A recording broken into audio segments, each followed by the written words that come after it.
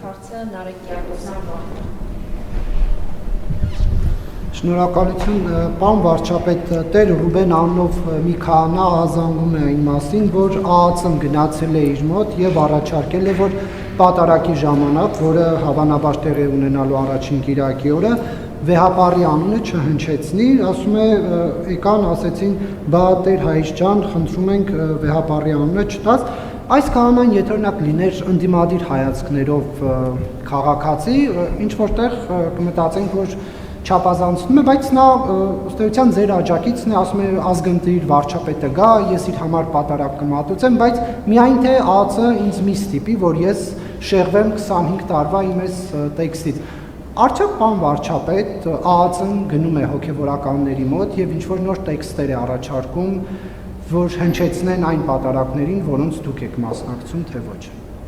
Ես գնում եմ այն պատարակներին,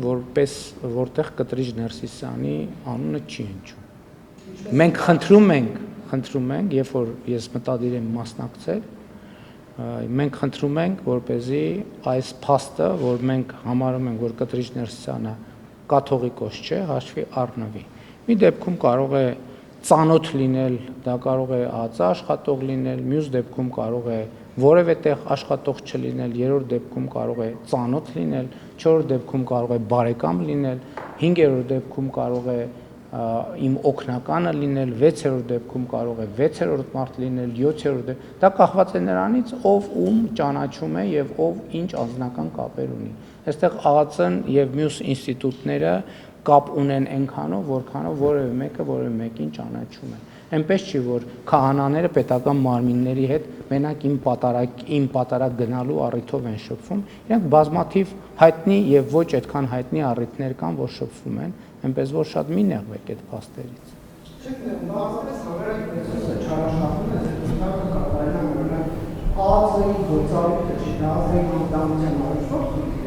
Գիտեք, ցանկացած տեղ, որ ես գնում եմ պատարակի, ուրեմն այնտեղ, որտեղ ես մտադրություն ունեմ գնալ պատարակի, ոչ միայն ես, Հայաստանի Հանրապետության վարչապետը եւ պետական պահպանության ենթակա ցանկացած անձ։ Եթե ես որևէ եկեղեցի պետքա գնամ պատարակի, այդ պահից սկսած այդ տեղը համարվում է պետական պահպանության ենթակա օբյեկտ եւ այնտեղ իրականացվում են գործողություններ։ Այդ թվում եկեղեցում իրականացվում են անվտանգության գործողություններ, արվում են վերլուծություններ, մարդկանց մոտեցումների, իրենց հայացքների, ծայրահեղ կամ ոչ ծայրահեղ հայացքների անվտանգությունը ապահովելու համար։ Սա ոչ մի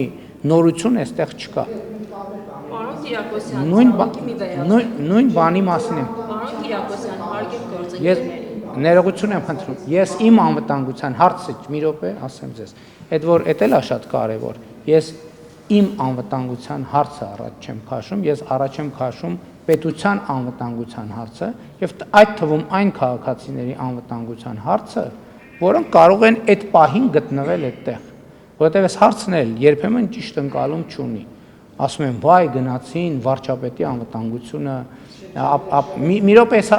հիմա հնարավորություն կտակ, վարչապետի անվտանգությունը եւ այլն, ես նախ վարչապետի եւ պետական պահպանության ենթակա անձանց անվտանգությունը ապահովելը օրենքով սահմանված պարտավորություն է, որը գործում է աշխարհի բոլոր երկրներում, այդպիսի երկիր չկա, որը դա չի գործում, իսկ անվտանգության մի քանի, այդ թվում բովանդակային ապահովության շերտեր կան։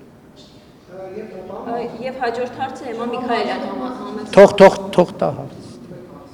Սա ոչ մի չի ասում, որ ձեր անվտանգությունը չպետք է ապահովի, բայց Սահմանոցի անունը, որ հնչեցնում է, ձեր կամ եկեղեցիների կյանքին ինչ կտանք ես պահում, որ ԱԱՑ աշխատողը գնում է եւ այս դեպքում Գյումրու հոգեվորականին ասում է, Տեր Հայր ջան, վարչապետը պետք է գա, Սահմանոցի անունը։ Սա ինչպես է կտանում ձեզ։ Որովհետեւ Կտրիչ Ներսիսյանը սպառնալիք է Հայաստանի պետական անվտանգությանը։